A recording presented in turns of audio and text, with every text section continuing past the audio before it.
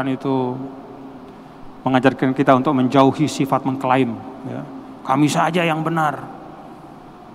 Ini kisah tentang orang-orang Yahudi dan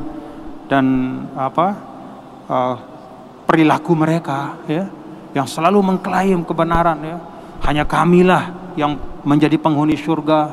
Kalau nggak sama kayak kami itu nggak bisa. Nah, dalam Islam kita diajarkan untuk menjauhi sikap seperti itu. Apalagi dalam tatanan kita bermasyarakat, ya, kita diminta untuk mengembangkan sikap untuk berlapang dada. Ada yang bertanya, tapi kan kita harus tegas. Iya, betul, tegas. Tapi kita bisa tegas dalam kelembutan. Kan ulama menjelaskan, ya, antara lembut, keras, tegas, kasar. Kelembutan itu adalah pokok. Dalam Islam itu kelembutan itu pokok. Dalam akidahnya, dalam syariatnya, dalam muamalahnya, ya, itu kelembutan itu adalah pokok. Apalagi dalam dakwah. Maka Rasul sampaikan apa? Maka narifqu fi syai'in ila zanahu. Ya. Tidaklah kelembutan itu ada dalam sesuatu kecuali membuatnya lebih indah lagi. Ini sesuatu indah nih, baik nih. Lalu ada kelembutan, makin indah. Innallaha yuhibbur rifqa fi kulli syai'. Allah menyukai kelembutan dalam segala sesuatu. Dan dalam lanjutan hadis tadi, wa ma kanati syiddatu fi syai'in illa syanatu. Dan tidaklah sesuatu yang kekerasan itu ada pada sesuatu kecuali mencacatkan sesuatu itu. Baik, tapi ada kekerasan di situ yang tidak perlu, maka cacat dia. Nah, jadi pokok dalam Islam, khususnya dalam dakwah itu adalah ar-rifqu, ya, wal-lutuf wal-lin, yaitu kelembutan. Lalu bagaimana dengan sikap keras? Keras itu, ya, dimungkinkan dan dibolehkan, ya, di dalam hal-hal tertentu.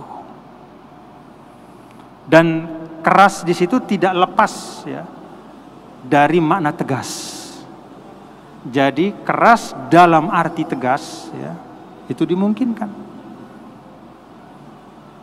Misalnya dalam suratul Fatah, Muhammadur Rasulullah walladzina ma'ahu asyidda'u. Nah, tegas, keras, alal kuffar, ya, terhadap orang-orang yang kufur. Apa artinya? Fil aqidah wa fil ibadah.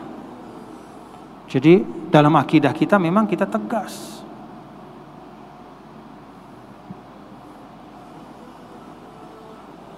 Prinsip. Dalam ritual juga kita tegas. Jangan mencampurkan ritual Islam dengan yang lain, gak boleh. Ya, sholat kita tuh jelas. Ya. Apalagi akidah. Tetapi sekali lagi, ketegasan itu bisa masuk pada kelembutan dan pada keras. Kalau Anda bisa memasukkan ketegasan dalam kelembutan, gunakan itu. Kalau Anda harus bersikap keras, ya, dan memasukkan ketegasan dalam keras itu karena itu satu-satunya pilihan, nggak apa-apa. Tapi kalau bisa masih lembut dan di situ ada ketegasan, pakai.